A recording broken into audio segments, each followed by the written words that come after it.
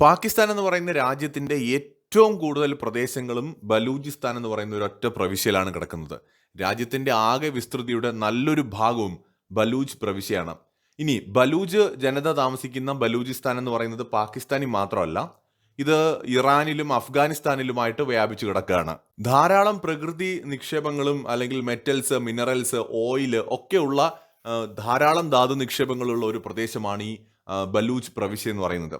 അപ്പോൾ ഈ ബലൂചിസ്ഥാൻ നഷ്ടമാവുകയാണെങ്കിൽ പാകിസ്ഥാൻ അതിന്റെ നടു ഒടിഞ്ഞ് കിടപ്പിലായ അമ്മാവനെ പോലെയാണ്. എന്ന് വെച്ചാൽ പിന്നെ ഒന്നിനും കൊള്ളില്ല, അങ്ങനെ കിടക്കാനേ കൊള്ളാവൂ. പറയാനൊരു രാജ്യമെന്ന് മാത്രമേ ഉണ്ടാവുള്ളൂ. കാരണം ആ ഒരു രാജ്യത്തിന്റെ നട്ടെല്ലെന്ന് പറയാവുന്ന പ്രദേശങ്ങൾ മുഴുവൻ അവർക്ക് നഷ്ടമായിട്ടുണ്ടാവും. ഇപ്പോൾ ബലൂചിസ്ഥാനിൽ പല പല പല ആർമി ഗ്രൂപ്പുകളുണ്ട്. ഈ ഗ്രൂപ്പുകളെല്ലാം തന്നെ ചൈനയ്ക്കെതിരെയും പാകിസ്ഥാനെതിരെയും ഫൈറ്റ് ചെയ്യുകയായിരുന്നു.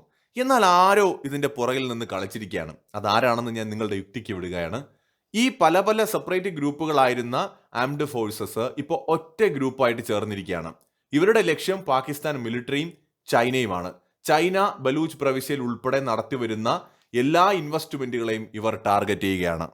സെൻട്രലൈസ്ഡ് ആയിട്ടുള്ള ഒരു കമാൻഡിന് കീഴിലായിരിക്കും പല പല ഗ്രൂപ്പുകളായിരുന്ന ബലൂജിലെ ഫൈറ്റേഴ്സ് എല്ലാം ഇനി ഒന്നിച്ച് പ്രവർത്തിക്കുക.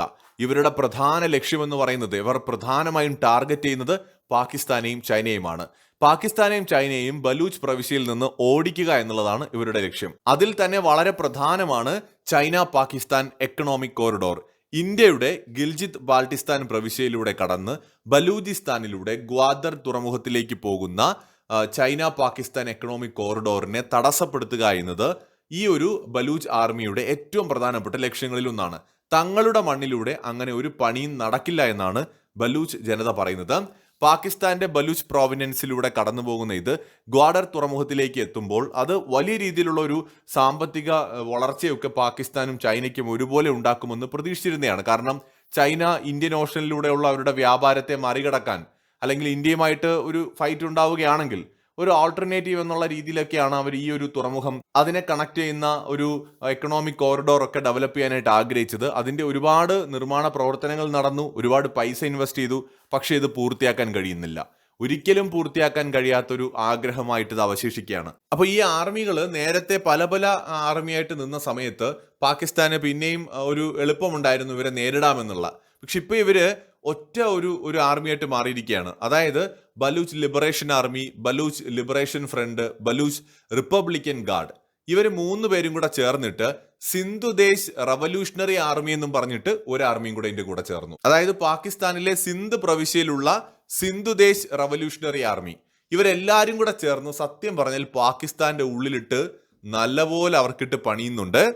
അതായത് ബലൂചിസ്ഥാൻ എന്ന് പറയുന്ന സ്വതന്ത്ര രാജ്യം, സിന്ധ് ദേശ് എന്ന് പറയുന്ന സ്വതന്ത്ര രാജ്യം, ഖൈബർ പക്തൂൺഖ മേഖലയുടെ സ്വാതന്ത്ര്യം, ഇത്രയും കഴിഞ്ഞാൽ പിന്നെ അവശേഷിക്കുന്നത് പഞ്ചാബ് മാത്രമായിരിക്കും. അതായത് പാക് പഞ്ചാബ് മാത്രമുള്ള ഒരു പാകിസ്ഥാനായിട്ടായിരിക്കും മാറുക. ചുരുക്കി പറഞ്ഞാൽ ഖാലിസ്ഥാൻ വേണമെങ്കിൽ യാഥാർത്ഥ്യമാകാം അങ്ങനെയാണെങ്കിൽ. അതായത് ഈ പാകിസ്ഥാൻ ചാര സംഘടന ഖാലിസ്ഥാൻവാദികളെ ഭയങ്കരമായിട്ട് സപ്പോർട്ട് ചെയ്തതാണ്. ഇപ്പോൾ പഞ്ചാബ് മാത്രമായിട്ട് ഒരു രാജ്യമാവുന്നതിനേക്കാളും നല്ലത് പാകിസ്ഥാൻ പേര് മാറ്റിയിട്ട് ഖാലിസ്ഥാൻ എന്ന് പുതിയ പേര് കൊടുക്കുന്നതായിരിക്കും നല്ലത്. അപ്പോൾ നമ്മുടെ പന്നുവിനെ പോലുള്ള സിഖ് തീവ്രവാദികൾക്ക് സന്തോഷമാവുകയും ചെയ്യും. എന്തായാലും പാകിസ്ഥാൻ ഇനി കഷ്ടകാലമാണെന്നാണ് തോന്നുന്നത്. പല പല രാജ്യങ്ങളായിട്ട് പാകിസ്ഥാനെ വെട്ടിമുറിക്കാനുള്ള പദ്ധതി നേരത്തെ എവിടെയോ പൂർത്തിയായിരിക്കുന്നു. ആ പദ്ധതി അനുസരിച്ച് കാര്യങ്ങൾ നീങ്ങുന്നു. സിന്ധ് സ്വതന്ത്ര രാജ്യമാകും, ബലൂചിസ്ഥാൻ സ്വതന്ത്ര രാജ്യമാകും, പഞ്ചാബ് പാകിസ്ഥാനായി തുടരും, ഖൈബർ പക്തൂൺഖ മേഖല സ്വതന്ത്ര രാജ്യമാവുകയോ അല്ലെങ്കിൽ അഫ്ഗാനിസ്ഥാനിൽ ലയിക്കുകയോ ചെയ്യും. ഗിൽജിത് ബാൾട്ടിസ്ഥാനും പാകിസ്ഥാൻ പിടിച്ചടക്കി വെച്ചിരിക്കുന്ന കശ്മീരിന്റെ ഭാഗങ്ങളും ഇന്ത്യയിൽ ലയിക്കും. ഇതായിരിക്കും ചിലപ്പോൾ ഭാവിയിൽ സംഭവിക്കാൻ പോകുന്നത്. ഒരു ലാൻഡ് ലോക്ക്ഡ് ആയിട്ടുള്ള ഒരു രാജ്യമായിട്ട് പഞ്ചാബിൽ മാത്രം ഒതുങ്ങുന്ന ഒരു പാകിസ്ഥാൻ ഉണ്ടാവുകയും ചെയ്യും. മറ്റൊരു വീഡിയോയുമായി വീണ്ടും കാണാം.